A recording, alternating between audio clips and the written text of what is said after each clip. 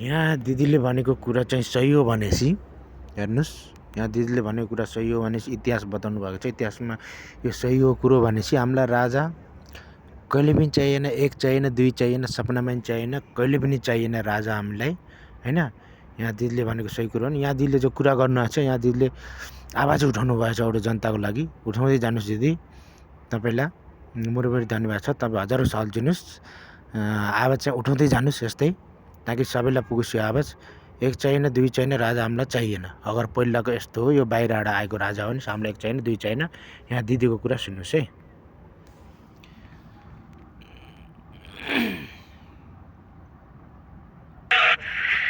तिमीहरूको पुर्खा आएर राई भाषा सिकाएको पनि उत्पादन गरेको पनि होइन, लिम्बू भाषा बुझ्नुहोस्। र हाम्रो होइन एकीकरण गरेको होइन, आर्थिकरण गरेको नेपालमा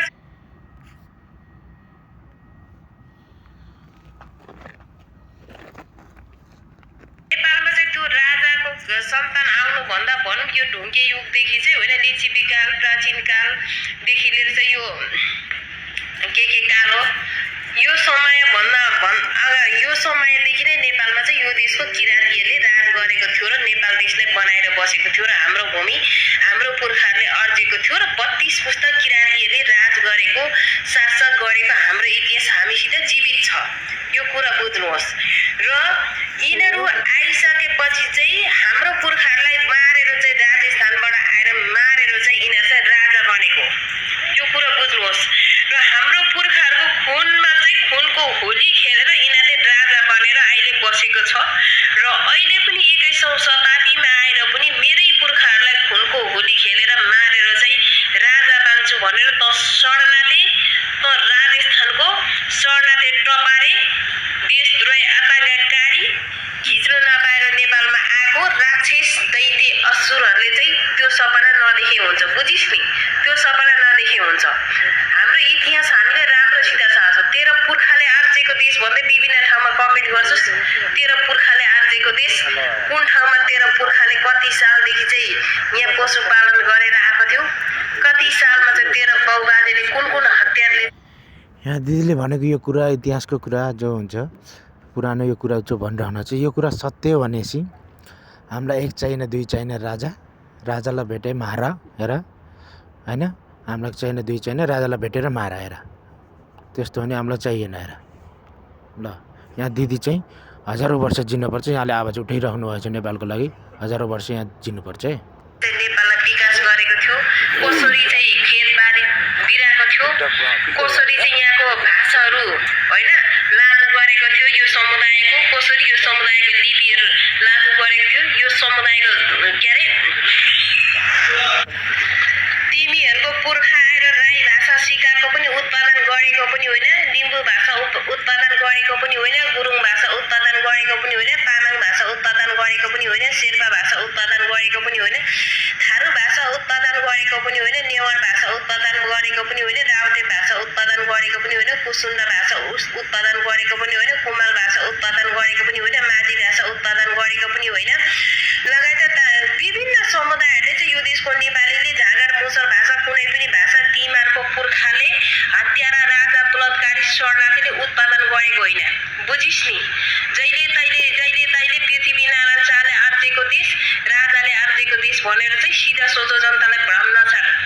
अब यो नेपालको जनता बाठो भइसक्छ। तेरो पुर्खाले आर्जेको के छ देखा आजसम्म, प्रमाण लिएर आइज। तेरो 250 वर्षभन्दा उताको इतिहास छ भने तेरो पुर्खा अगाडि आएको, मेरो पुर्खा यही देशमा बसिबास गरेको को हो साम्राज्यवादी, को हो आतङ्ककारी, को हो आदिवासी जनजाति भनेर हामीले राम्रोसित थाहा छ। बुझिस् तेरो कुन आधारले चाहिँ यहाँ राजाले आर्जेको देश भन्छस्? ए आतङ्ककारी शरणार्थी राउटेहरू। यहाँ दिदीले भनेको इतिहास जो बताउनु भएको छ सच हो भनेपछि राजालाई मार्नै पर्छ, राजा मार्नै पर्छ। अनि बलात्कार पनि गरेको राजाले, राजा पहिला आउँदा पनि राजा पनि यो रहेछ, बाहिर देशको रहेछ, हाम्रो देशको रहन्छ होइन। राजा पनि यो शाह भन्ने ज्ञानेन्द्र शाह, वीरेन्द्र शाह यो हाम्रो देशको रहन्छ। अनि अर्को कुरो के भन्छन् भनेपछि यो जति नि दिदीले बताउनु भएको छ दिदीलाई जय छ, दिदीको जय छ, दिदी हजारौँ वर्ष जिउनुपर्छ, दिदीको जय छ होइन। यो राजा चाहिँ हामीलाई चाहिँदै चाहिएन होइन। पहिला राजा आउँदैन पुरै मान्छे त्यस्तो हामी आपसमा मरेका रहेछौँ होइन, त्यस्तो अहिले गर्न भएन होइन। अब प्रचण्ड आउँदा नि हामी सबै आपसमा मरेका थियौँ होइन, आपसमा मरेका थियौँ। राजा आउँदैन आपसमा मरेका थियौँ, अहिले प्रचण्ड आउँदैन आपसमा मरेका थियौँ। अब फेरि अहिले के भन्छन् भनेपछि यो अब फेरि राजा आउनुभएको छ, फेरि त्यस्तो हुन्छ हुन लागेको थियो। अहिले यो लडाइँ हुँदा आर्मीहरूले या पुलिसहरूले उहाँहरूले सम्झौता गर्नुभयो, गल्ती चलाउनु भएन। उहाँहरूलाई हृदयदेखि धन्यवाद छ, उहाँहरूको जय होस्।